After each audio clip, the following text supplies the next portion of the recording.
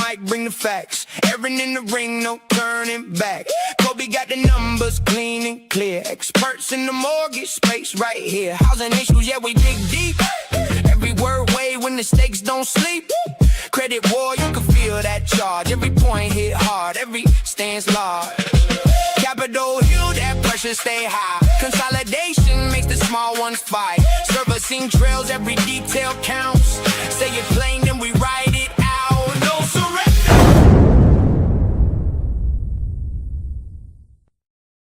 Episode 4, another lively week in mortgage. Hello, friends. Hello, hello. One of the weirdest weeks in mortgage in a very long time, right? Huh. It is, yeah.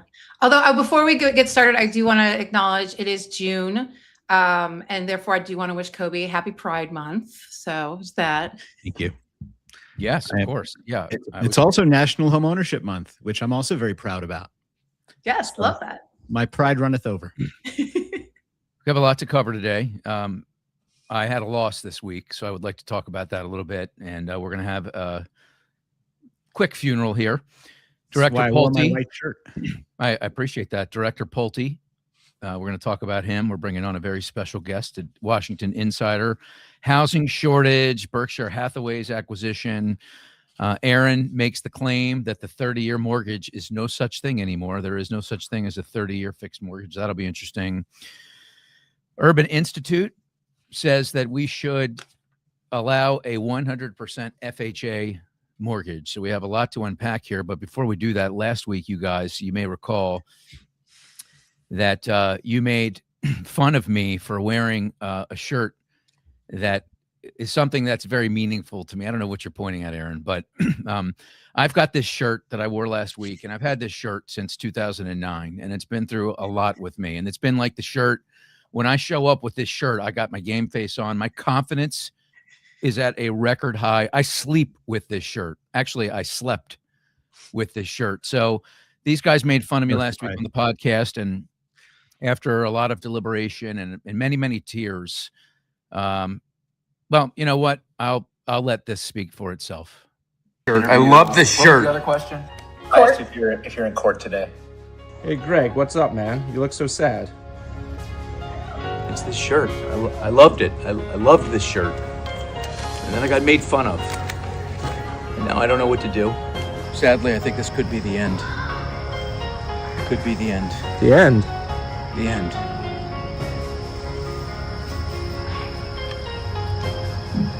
Coby, you did this, man. You did this. You freaking made fun of me, man. You have no idea what I've been through with this shirt.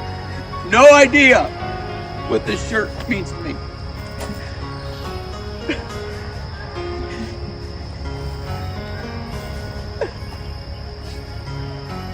Oh.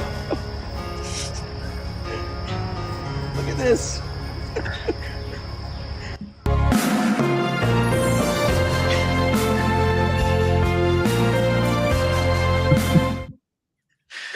I love this shirt. Oh, I'm dying. I'm dying. You know, they say a great film brings out all kinds of emotions. And in the span of that 30, 40 seconds, I laughed, I cried, I was deeply disturbed. All of those things. You know, I don't even know where to begin, but that was brilliantly done. I have to give it to you. Agreed. And that was your debut shirtless debut on No Surrender. Not bad. I'm no Brian Covey, but I'm okay. You know, And just like the Ice Bucket Challenge, you've got to now nominate the next person to do that. to burn a shirt. To go topless on No Surrender. Well, maybe it'll be our Washington insider. What do you think about that? I mean, a guy with hair like this, he probably looks just as good with no shirt on. Tim Rude, how you doing, my friend?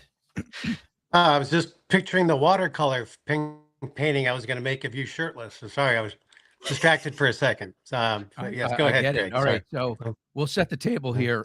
You're the founder and CEO of Impact Capital, former director and principal at Fannie Mae. You were a finalist for the Mortgage Bankers Association role of president and CEO. Bob Brooksmith later got it. I understand you did some dancing on a table at headquarters. That's a story for another day. But it's great to have you First here. The and reason fir- we're kicking this show off with you is because of the news of Director Pulte named by President Trump as the acting director of national intelligence. You know a lot of people on the inside at Washington. Tell us what we should be talking about here and what this means and how you think it might impact the mortgage industry, if at all. Sure. Sorry, I've got a cough drop in my mouth. I'm fighting a head cold. Spit it out. Look, I want you to I think spit it right into the camera. Come on. I Let's think go. like You everybody can else, do it. like everybody else, you first heard the news and it was sort of like the first time you see a squirrel water skiing. You're like, what the, how did that happen? Right. And then you have to slow down for a second and you sort of parse this a little bit so that we can all sort of have the right context. First and foremost, I mean, it sounds like Pulte really pitched the president. I'm not quite sure if he went to Mar-a-Lago, but he went there with a pitch. And I think the pitch largely was, hey, look, here I am. Here's a guy who's been, a loyal servant to you. You can't argue that the guy is certainly trustworthy. He's gone through some pretty choppy waters at FHFA. You just think about, the going after Adam Schiff, Letitia James, Lisa Cook. Those are pretty dicey topics. And he made it through it while those things haven't ultimately landed in convictions. There's no doubt that he made it through without leaks. And this town leaks like a sieve. I don't need to tell you guys. There was no leaks. No one broke ranks. A couple of people who maybe disagreed with him found themselves, let's just say, unattached from their respective agencies. But net, if you look at his portfolio, on top of the fact that he's a trusted resource or a trusted advocate for the Trump administration, if you looked at it objectively, he comes to you and says, hey, look, I'm already running a $10 trillion portfolio for you. You're like, good argument. I'm already running, 2 organizations that make $25 billion a year for you. Okay, good argument. I've got my hand on the joystick for the entire housing market, $70 trillion market, mortgage markets. You need somebody you can trust here to cover this vacuum while Gabby is gone, or Tulsi Gabbard is gone. And basically he's the guy because it's a communications sort of coordination role. It's not, this isn't Homeland. He's not, going undercover into Afghanistan, kicking in doors and things like that.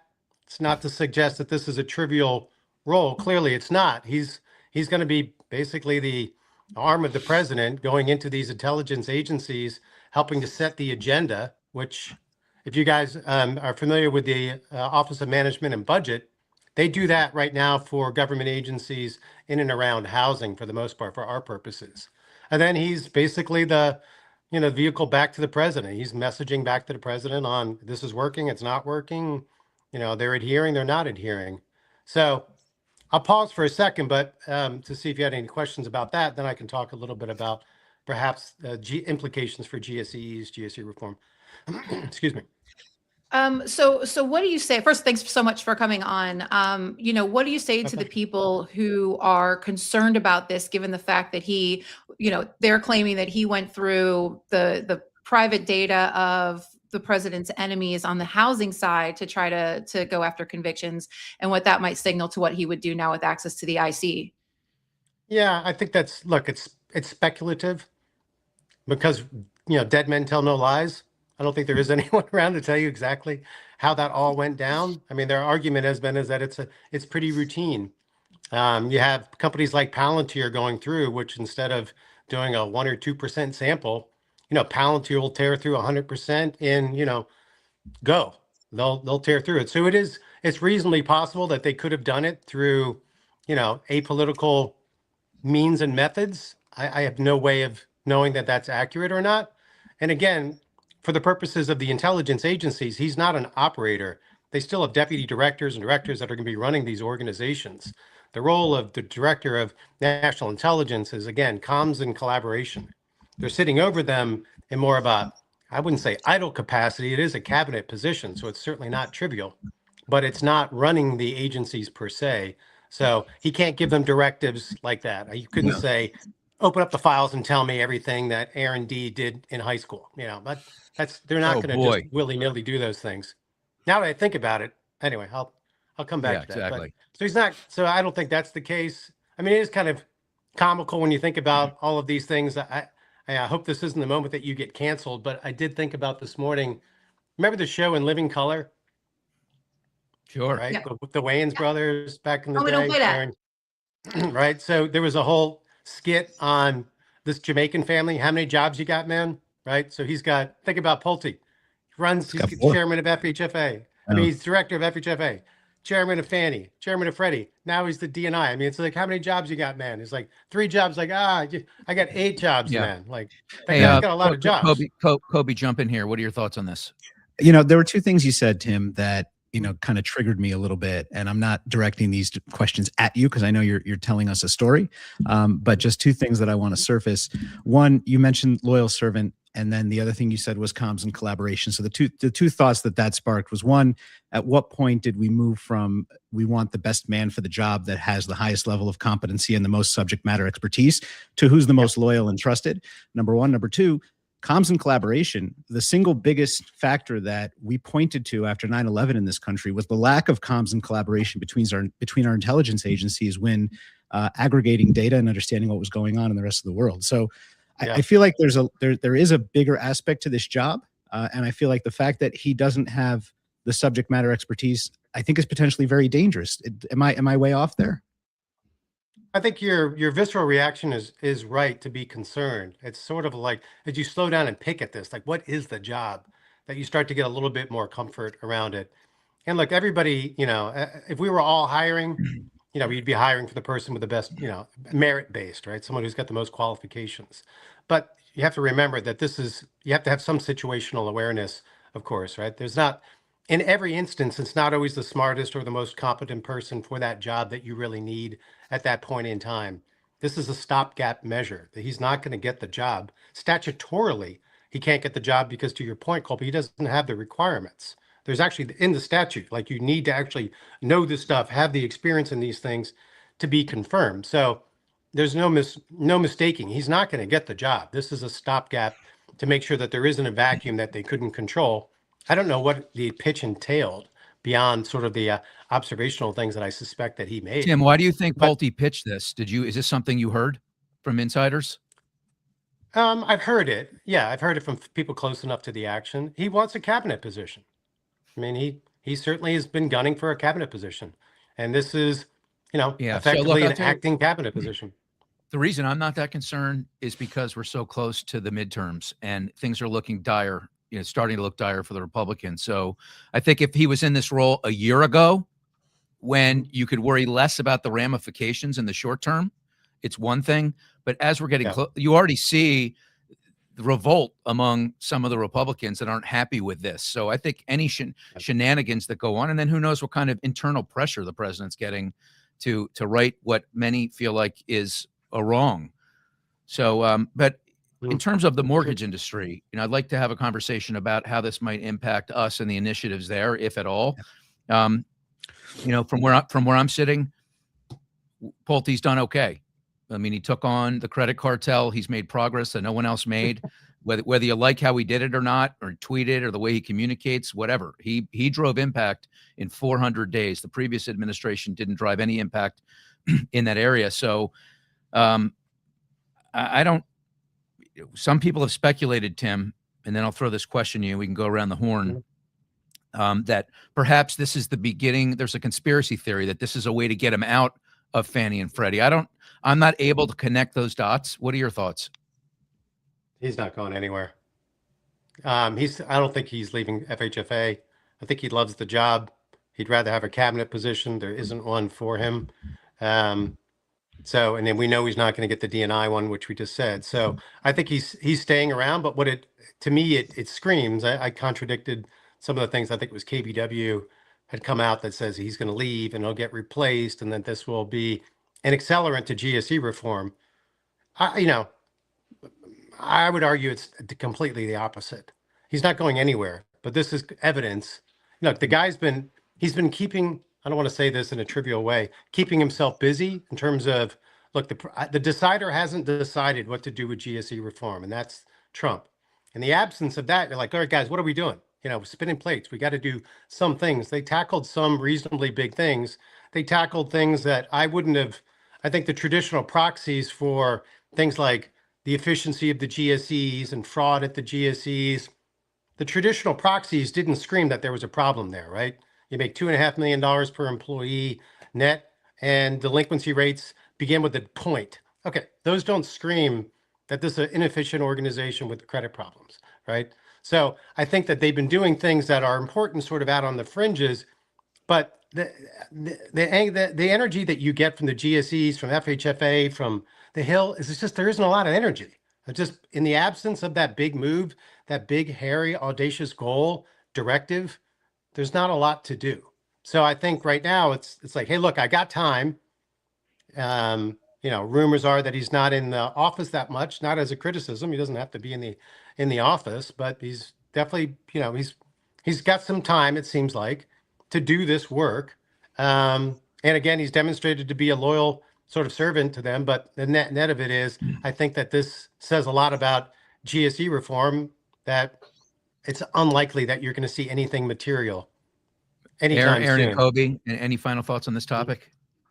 Yeah, I mean, I'm getting the sense, Tim, that you're saying let's take a beat, let's pause and see what this looks like. But the reality is that there's not a whole ton that can go very wrong very quickly here. So let's all calm down. I would think so. Yeah. I'm trying to give them all the benefit of the doubt. I can't imagine that, obviously what it's like to be president of the United States, but there is some comfort in knowing that you had somebody like Pulte who, this person, you could pull his fingernails out and is not going to crack on you based on everything that we can tell. So he's a loyal subject. He's done some pretty, if you looked at his portfolio without knowing anything, it seems massively impressive. So taking this on doesn't seem to be a quantum leap for Trump, who's not like us, who are living and breathing these things every day, and we gasp at every basis point move, right? So I think in the end of the day, it'll be perfectly fine. I mean, depends on how long he gets in there. And I'll caveat it all with saying that this is all based on the assumption, more of a presumption, that this is not done because there is something in play that the president has in mind, that he ultimately needs somebody who's trusted, loyal, maybe would look the other way on something that others might really scrutinize. That's in the works. I don't have any evidence of that. That would be the only thing that would give me pretty great pause at this stage, that something gets teed up in the intelligence community, his sponsorship, Pulte's sponsorship of it becomes critical, and it gets flagged through to the detriment of whatever. Obviously, we don't know what it is.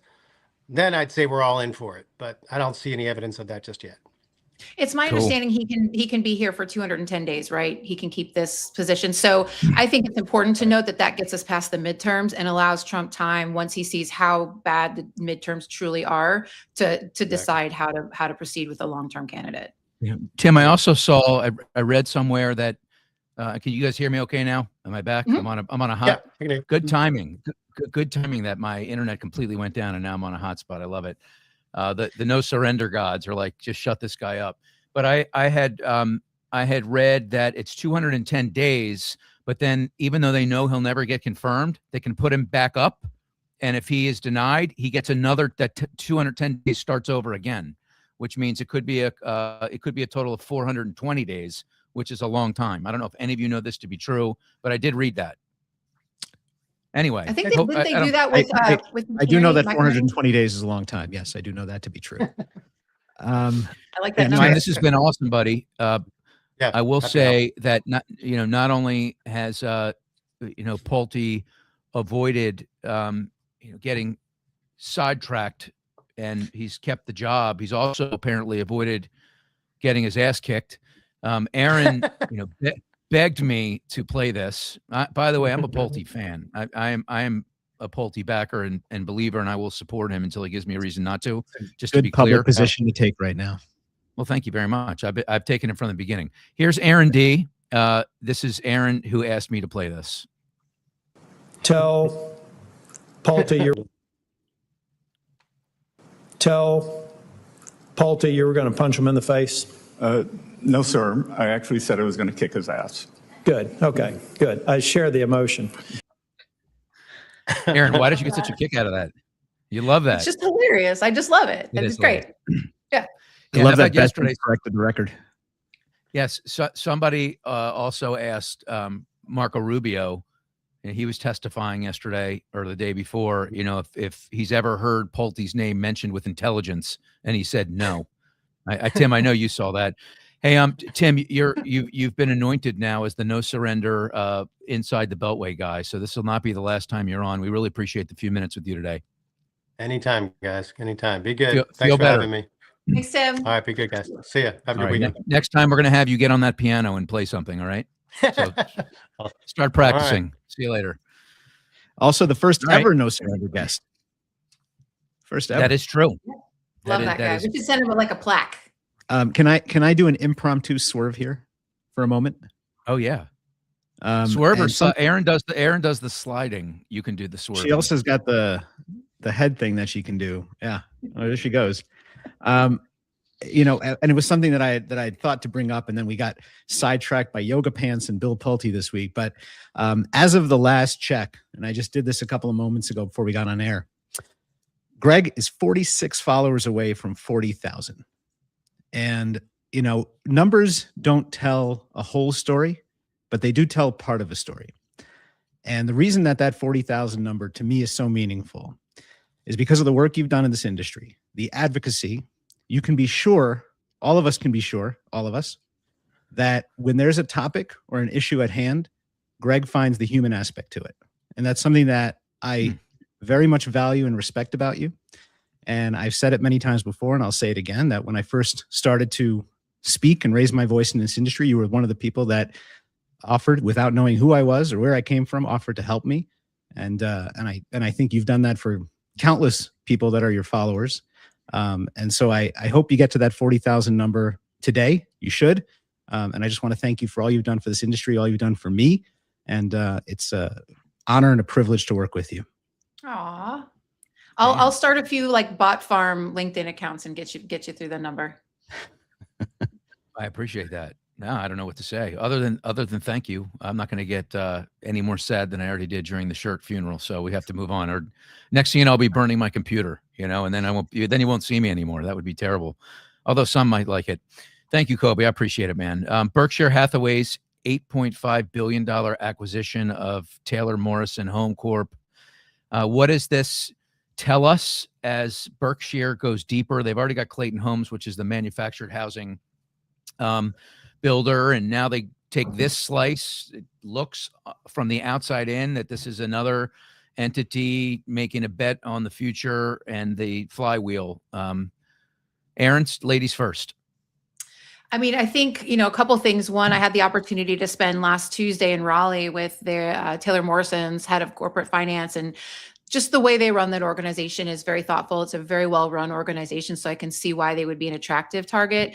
And I think it just plays in perfectly with how Berkshire actually goes and looks for acquisitions. This is not dissimilar to when they acquired Clayton.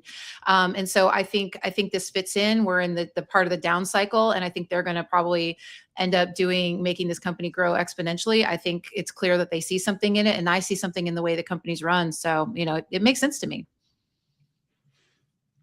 Yeah.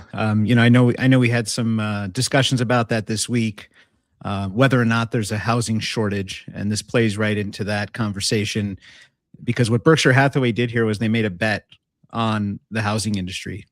While we know that there are supply constraints on existing homes, and there seems to be a loosening of the supply, or there's more supply on the new construction, and we know that based on the months of supply, and we know that based on the percentage of concessions that most builders are giving, which is the highest it's ever been, almost 20%. So those two bars tell the story. But we know that eventually we're going to have to build more homes in this country. We've not built enough homes ever since the Great Recession. We're running at a deficit. We're adding homes, but we are running at a deficit. And there's certainly nuanced discussions to be had around that.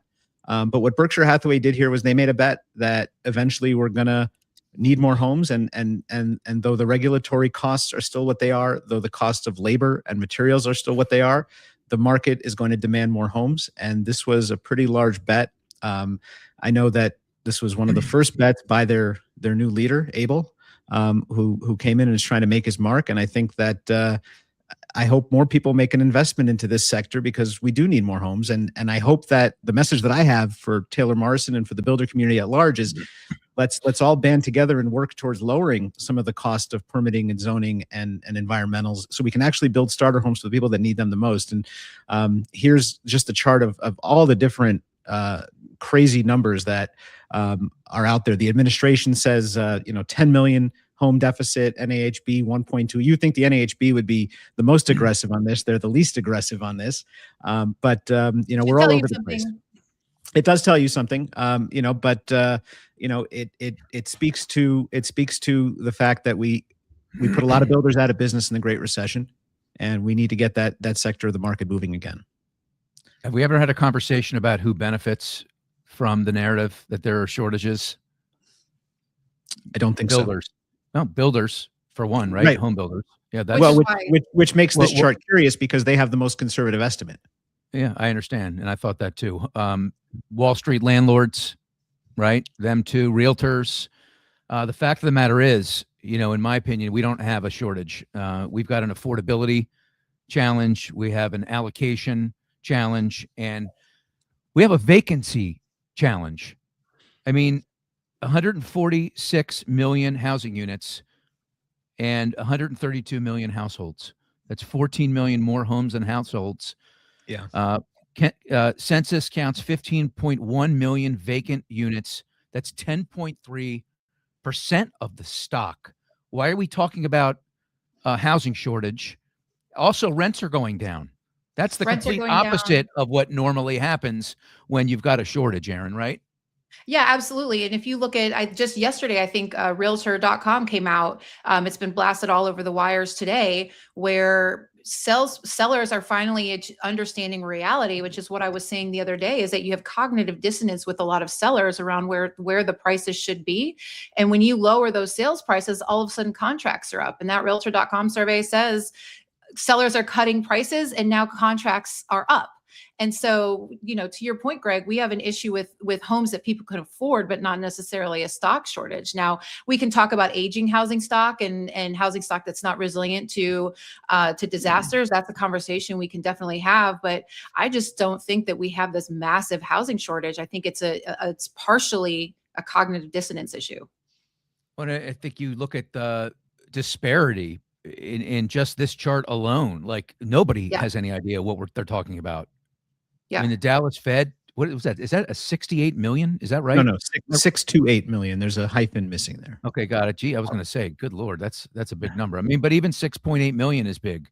4.7 certainly compared to 1.2. And there have been some people that have come out and said that it's not even, there is no shortage. I think we've also, I've written about this many times. Like China has got very strict limits on what you can do. You can't even buy, if you're an outsider, you can't even buy a home unless you've lived there for 1 year. Okay. And then you're limited to one home and it's a leasehold. It's not even a freehold. And here we are allowing people to come in left and right, buy up our houses block by block. That's a problem. We've created this narrative and we've created this problem. And that's why I'm in favor of tightening it up. And I don't think they're going far enough with big corporations and the, however many units cap that they're proposing. Who knows if that even goes through. Any more thoughts on this or what I just said? I mean, I think to the point that you just said, you had, in Texas, we passed a law on foreign ownership, but there's significant challenges because of the Fair Housing Act there. So, we have legislation that's in place that is really going to be a hindrance to any sort of legislation on foreign ownership.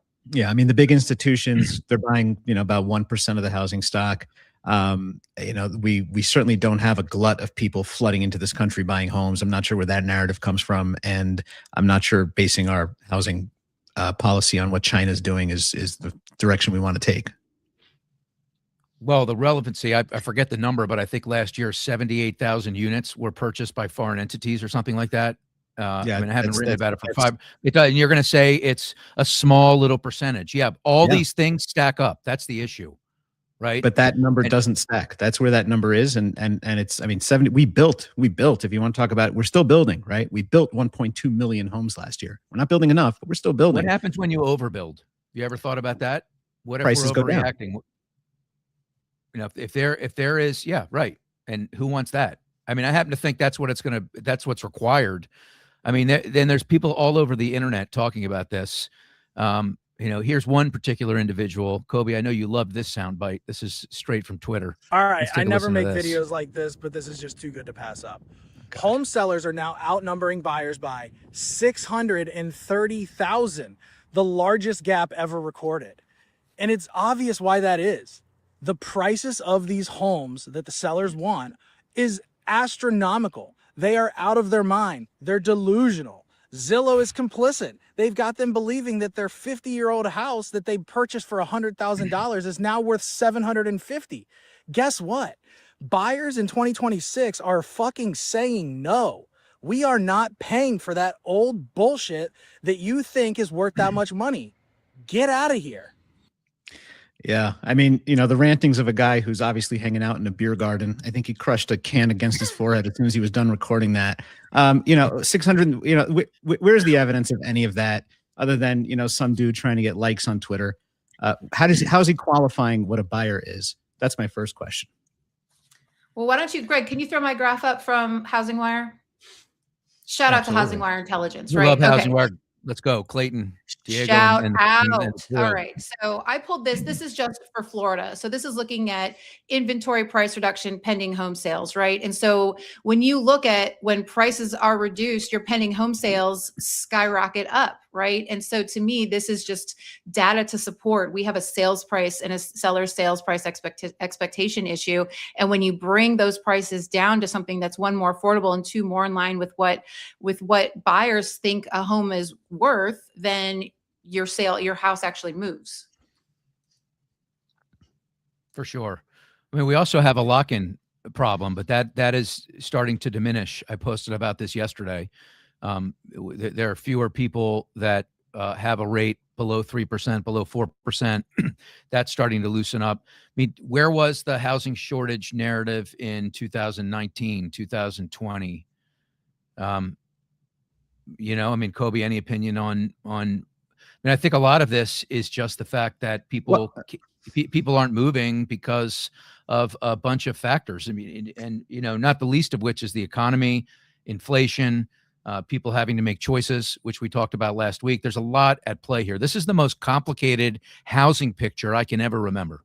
Yeah, I mean, look, you have to, if you want to go back to 2019 and talk about why wasn't the housing shortage part of the narrative back then, well, housing prices were about 45% less than they are right now in 2019. So it wasn't as big of a problem from an affordability standpoint. And you're absolutely right. We do have an affordability problem. But you're making our point, though, aren't you? No, I'm buttressing your point. Oh, when you talk about what creates an affordability problem, it's the payment. The house payment creates part of the affordability problem. What raises the house payment? Higher prices. 40% higher prices mean a 40% higher mortgage, mean a 40% higher payment. Tack on interest rates that are 6.5% instead of 4.5%, and there you go. Taxes. So yeah, of course it's an affordability problem, but the inventory and the supply drives that because the cost of the thing makes the thing unaffordable. Yeah, and the inventory is tied up. The boomers have it all. Right? They've got 2, 3, 4 homes that are in their 80s practically. There is an inventory argument there, yeah. Yep, that stuff's coming back to the market, buddy. All right. Sorry to call you buddy. You're more like my best friend. Hey, buddy. Hey, guy. But best friend. Hey, best friend. Yeah. That's, I mean, so there's that. There's the 78,000 properties, and as you would say, none of them are big, but again, in aggregate, they all land one way or another. I'm not saying all problems are equal. And we do have, and part of the inventory struggle that we do have is exactly what you said. It's people that are aging in place and not moving the way that they used to in this country. People are also aging and they're getting older and living longer. You know, my grandmother just turned 101. Well, she did, and then she died. But sorry, Erin, there was a bad. I was going to say we should have her on the show, but never mind. Yeah, we that ship sailed a little bit, but she made it to 101, and there's so many people out there that are now, you know, making it into their 90s and 100s. And my grandmother died in her own house. I mean, people are staying in their homes for longer. They're living longer. And that is certainly creating a transfer of wealth problem and an inventory problem. And we have to acknowledge that. Coby, I don't want to end this topic. We're going to go on to Erin's argument that the 30-year fix is a thing of the past, but I don't want to leave out the impact that the new condo policy is having, in your opinion, on some of these problems? Yeah, you throwing that to me or Erin? That's you, buddy. You Okay, were hot, yeah, I you mean, were hot, you were all hot, you were hot and bothered on this week. Yeah, so I mean, bring it up. we talk about. I mean, if you want to talk about the FHFA and GSE policies, I mean, this is one of them that they changed, and we talked about this on a show I think 4 or 5 weeks ago, or might have been longer than that. The changes to FHA and what that's actually going to do from a supply constraint problem. Taking more condos out of the mix because more condos are non-warrantable, raising the reserve requirement, the getting rid of the streamline, all of those things. I mean, in an era where we're trying to figure out how to lower the cost of home ownership and bring more inventory to market, and we see it starting to affect areas like Florida, where that is condo heavy and already has had issues with condos over the last few years. We're making it even more difficult for people to find affordable places to live. And if you want to look at one of the single most sought after points of entry in the housing market, it is condominiums, because those tend to be more affordable and easier points of access for first time buyers. So making that more difficult to me makes absolutely no sense. And it's something that we talked a lot about it the week that it happened, and now it seems to have disappeared and got swallowed up by other issues, but that needs to be front and center. Well, I agree. And you know, I know the Mortgage Bankers Association, the Mortgage Collaborative, there's several industry trade groups that are working on this. I believe that FHFA is intentionally doing this, that they know what they're doing. You know, the headline is that this is their insurance change is putting 35,000 more units on the online. But then when you take away limited reviews and you talk about the 15% that they acknowledge is going to increase HOA dues by an average of $40, that is going to knock more HOAs out of condos out of being warrantable, pushing them into the non-QM space, assumably, which is much higher rates. This is absolutely a terrible, terrible policy if we want to continue having condos as an affordable outlet, especially for first-time homebuyers.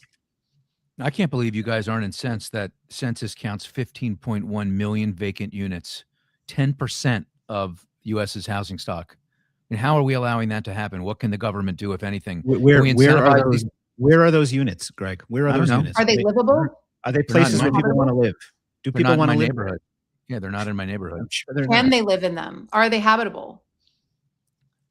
That's a good question. I've not. You know, I'll start going door to door as soon as we get off here. Same with this, you know, the federal government owning all this land that we want to then convert. Like, I mean, what are we going to put a housing community around Old Faithful in Yellowstone? Like, what are we proposing there? Oh, boomers will love that. Yeah, there's 644 million acres that the U.S. government owns, and apparently less than 1% of that, which is still a big number, you know, can be lived in. Water can get there, electric can get there. I mean, again, we don't need to build houses in the woods. We don't need to build houses in the woods. Just lower the cost of building houses. I mean, dude, every house, you know, used to be the woods, right? So, I mean, when you say you don't need to build houses in the woods, my neighborhood used to be all wooded. So, I mean, that's where you build houses usually, right? There's not just all this great land sitting around. Wilderness, fine. Woods is one thing. Wilderness. We don't need to be out there clearing out the bears and the mountain lions to build communities. We've got areas where we can build houses right now in our backyards, all three of us collective, if we just YIMBY instead of NIMBY, by lowering the cost to build. Well, there's a lot of urban areas that the federal government owns. It's not all wilderness. So, you know, that is a viable area without having to go out and hang out with Smokey. I mean, another area there, the last time I read, this was about 6 months ago, the U.S. government owned 2 million or so dilapidated properties. Why are they letting them sit? Why aren't they rehabbing those and putting those back online? Again, another small little measure that can be taken. We talked about commercial properties being converted. You know, there are a lot of levers to pull. Yeah. I think you got yelled at when you did that. I'm not sure. Sure did. I sure did. Yeah. So let's flip around here, Erin. The 30-year mortgage, 30-year fixed mortgage is a thing of the past. That is dead. That's bedrock. I may look for my cup holder here for another mic drop, depending on what you say. Tell us about this.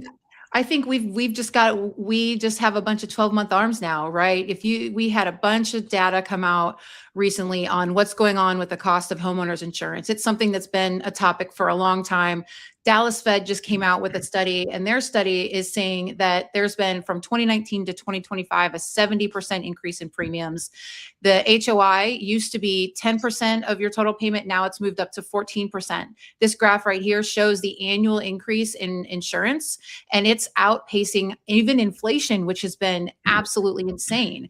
And so now we're so proud of our 30-year fixed rate mortgage, but when you have every single year, and I'm not even talking about taxes here, this is just insurance, your insurance is going up significantly by double digits every year. I think 26, it's only going to go up by 9%, so not double digits, but still increasing.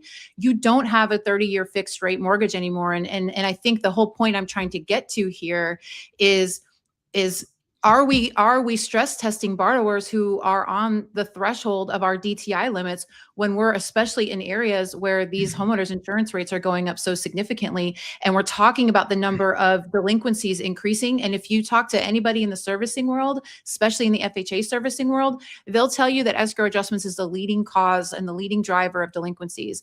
And the Dallas Fed is saying that these increases are going to continue to increase into the future, right? They're anticipating over 200,000 additional delinquencies per year because of this. So this is not something that it's been a rough couple of years, but we're going to level out and go back to how it always was with having fairly consistent premiums.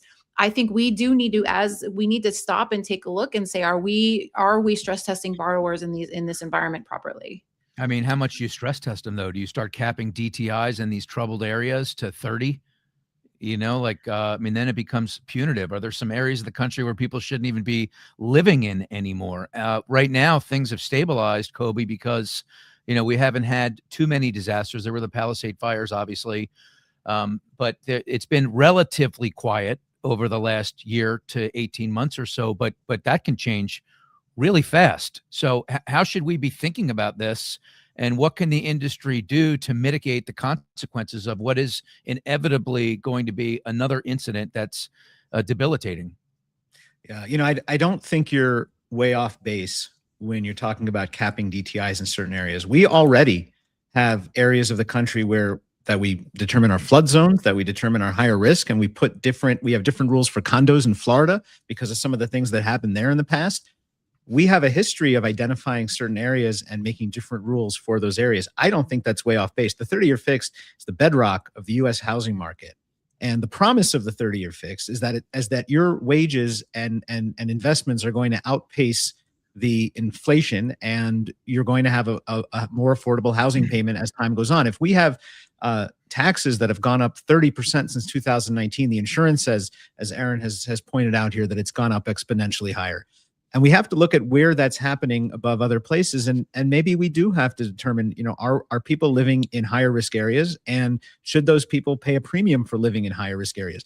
I pay a premium for living in Northern California because I deal with wildfire risk. So I'm already paying that. I'm paying more in insurance than somebody's paying in Maine for the same kind of thing. So I think people can make choice about where they live, but I think in order to keep the housing market balanced, we do have to consider some of those things. And I don't think that's wrong. I don't think it's punitive. Yeah.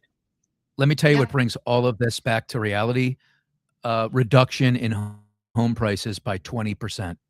That will bring a lot of clarity to the things we're talking about, a lot of the problems that we're identifying, including this one right here. That will solve a lot of problems. Now, for the folks that are holding houses, that's not anything they want to talk about. But that is what that could give us a very healthy reset for those people on the outside looking in, and those people struggling to make their mortgage payments. Also, just some numbers. Average escrow amounts up 55% from 2019 to 2025. 80% of homeowners saw property tax rise. 70% saw insurance rise during that time. Home insurance rates have risen 5 consecutive years, projected 4% this year. Erin, which you mentioned. Let's this is a perfect segue into the Urban Institute's revelation this week that we should start looking at, and this is going to sound preposterous to many, some of you, the minority, I would hope, would support this. The idea, Coby, that the market is ready to support 100% FHA financing. Yeah. Just a bad idea that comes from a bad premise. The Urban Institute has determined, and this is not the first time they actually put this forth back in 2024 as a countermand to Kamala Harris's $25,000 first-time buyer credit that she floated during the 107 days that she was running for president. The premise is that down payment assistance and grants, and there's 2,600 of them across the country. Just ask our friend Brad Cardwell from DPR. He'll tell you all about them. The premise is that there are 14 million renters that are gated from the housing market because they don't understand what the down payment requirements are. They don't know how to access down payment assistance. They don't know how to access grants. They have no idea how to get a gift from family and how that all works. And so there's 14 million people that could benefit if we just streamline the way we deliver FHA loans. They pointed to a sample size of 47,000 loans that gave them their 12 basis point increase in risk. Those 47,000 loans are obviously not FHA loans. There's a lot of USDA and VA loans that have some underwriting protections in them that FHA don't, and a lot of conventional loans that were high LTV. It's the wrong product for the right time for a variety of reasons. Number one, they took a lot of their data from 2013 to 2021. And we know that the most dangerous vintages of FHA loans, and I just posted about this yesterday, is 2022 to 2024, representing 55% of all serious delinquent loans across the country. FHA, as of the first quarter of this year, delinquencies up almost 12%, which is about 6 times higher than conventional loans. So the other part of this that we still haven't even talked about is what happens if you put 14 million new entrants into the buyer market when you have a supply constrained market? I mean, we're just going to further make home prices go up, and it's going to become even less attainable for those folks. And that also ties into the condo discussion we had, that a lot of the starter properties that they have are now harder to access. So wrong product for the wrong time. We need more supply side solutions, and we need better demand side solutions that don't inject more risk into the market. So as an originator, I often hear loan officers say they want to offer a certain down payment assistance program because they can say they offer it, but then when they get in, they're able to actually show the consumer how they can go regular FHA with a gift or with something, and it's actually much better terms for them than what the DPA would have been, right? And so but we still have a very valid and big DPA market. I ran numbers. The most recent numbers available were from 2024, and over 40% of the FHA loans are originated with the DPA. So I would first say we are already doing 100% FHA loan, 40% of them, in fact, with those DPAs, right? And the DPA performance is significantly worse than those. So I think the FHA book is already kind of bearing the burden of having that 100% financing. And so, I think there potentially could be an argument made to where maybe 100% FHA loan is actually a better deal from a rate fees perspective for a borrower than adding the DPA on top of it, adding that confusing process for the DPA on top of it. Let's also not forget, Coby, I think you brought this point up, is DPA is also not a lender's favorite choice because it's limited in profitability as well, right? And so I think there's also some incentives behind the scenes to work to get away from the DPAs.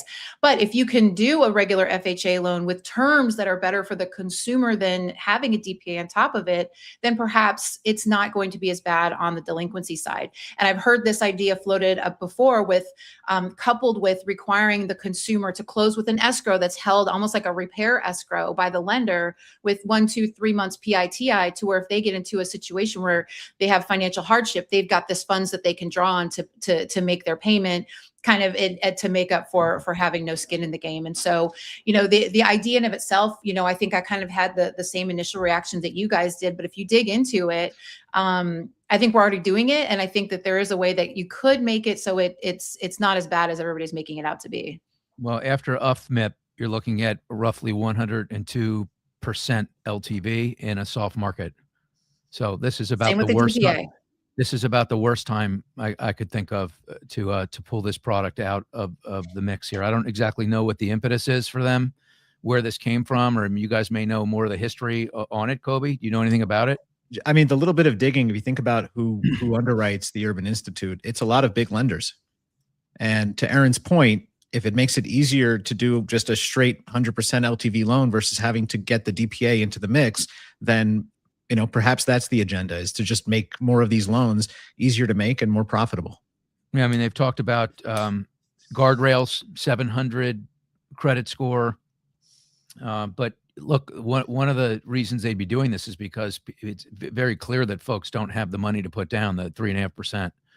So why would you hand the keys over to somebody in a climate where delinquencies are rising and prices are softening? It just maybe another day. I mean, it's an interesting argument you make, Erin. Not an argument, but you really dug into the data. I appreciate the work you did on this, and it's definitely something worth keeping an eye on. If the market, if and when, because we know all this is cyclical, when the market gets a little bit better, then certainly it'll be something to look at. Anything else on this topic? Can we just take a look at my son Benji's swag? Do you guys mind? So No, before I got here today, he's 14. He's just got this swag about him. He just has this cockiness. And where do you get that? I don't know, but Is he the one that wrote my name on your back? No, he is not. That was my friend Erin, by the way. He did a great job. Kudos to Happy Erin, Pride. my dermatologist, who's frozen many things off of his face. That's why I look like this. Anyway, before I got to behind this microphone, I was at my son's middle school graduation today, and so I caught a little glimpse of Benji. He's the only person that was fist bumping anyone. Just take a look at this kid. Very proud. I'm a very proud dad. So.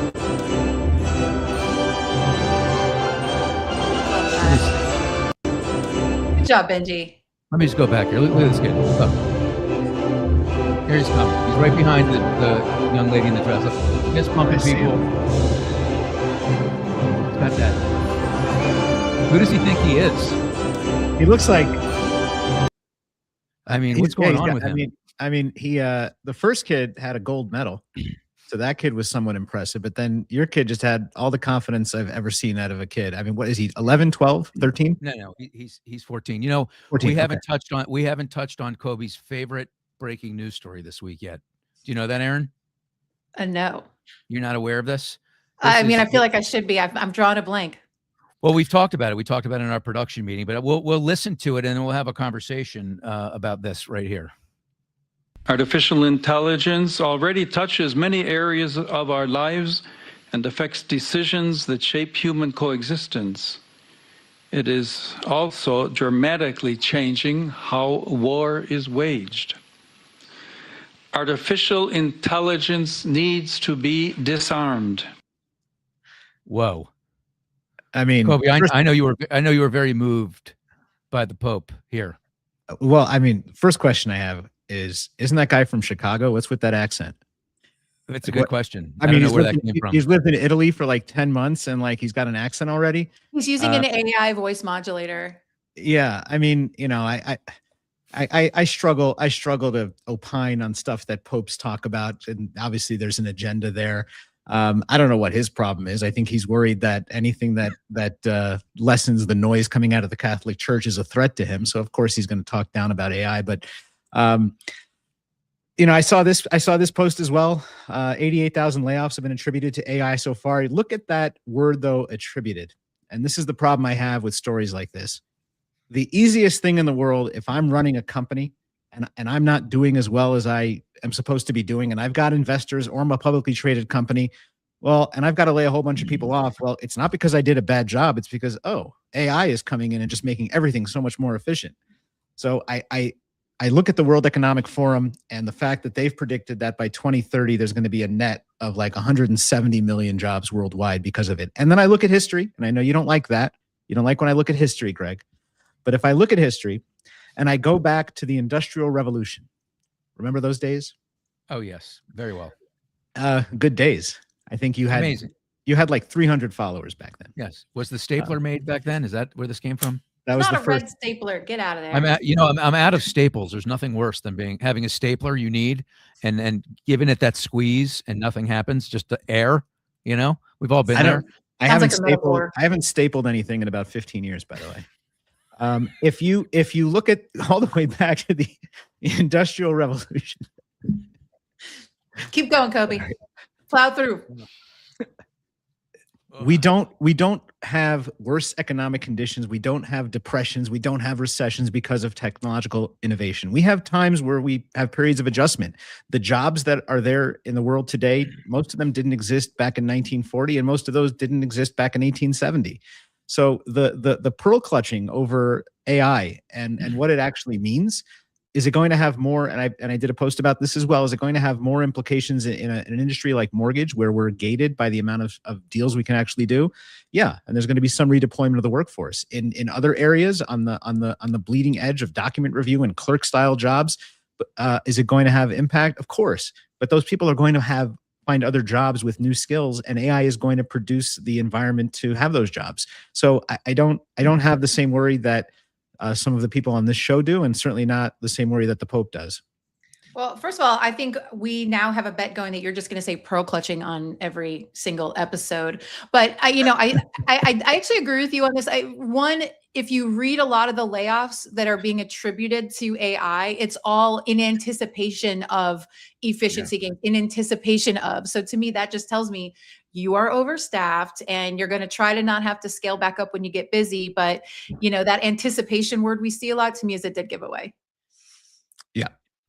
We talk about AI a lot in this industry from the lens of what's it going to mean for processors, underwriters. But I think it's worth starting to consider it from another perspective. And that is, if there are significant layoffs, many of those people have mortgages. Yes. And how will AI impact the ability to repay? That's something we should look at and start to think about. And I hear what you guys are saying. The truth is probably somewhere in the middle, and even an incremental needle mover is probably enough to have delinquencies rise a little bit. So we'll have to keep an eye on that. And I think I say needle move on just about every show too. So, what does Erin like a say? little counter. We've all got our buzzwords. What does Erin say a lot? Ooh, that's a good question. The F word? Erin mixes it up. Erin mixes it up. She does a better job than me. Erin, how's the North Carolina living? You've been there now for what, three weeks? Awesome. Almost a month actually. I'm coming up on my month. Living it up. I took my nieces out for a little girl date last night. Took them to a bougie dinner. My 9-year-old niece got a lamb shank and literally ate every single piece of meat off the bone, stripped it in like an expensive restaurant. And I am here for that energy.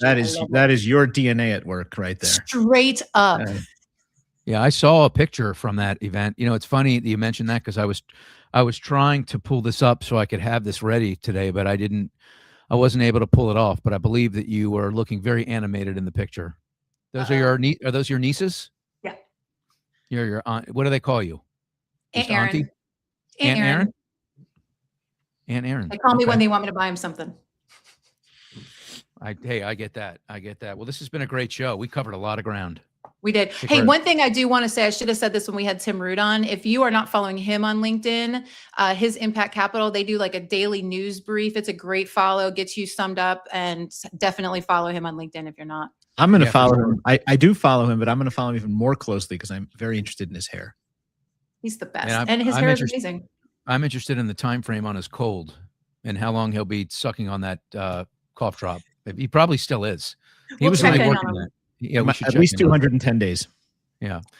This has been great. Nyung, thank you in the background for doing what you do. She's amazing. And this is what, our fourth episode? Yeah. Best yet. I had my internet crapped out in the middle of this. It's amazing that I was able to pop back on. Thanks for the love and the support.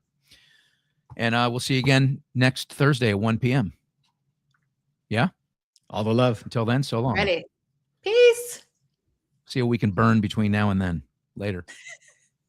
No surrender on the show. We go toe to toe. What's fair? What fails? Who gets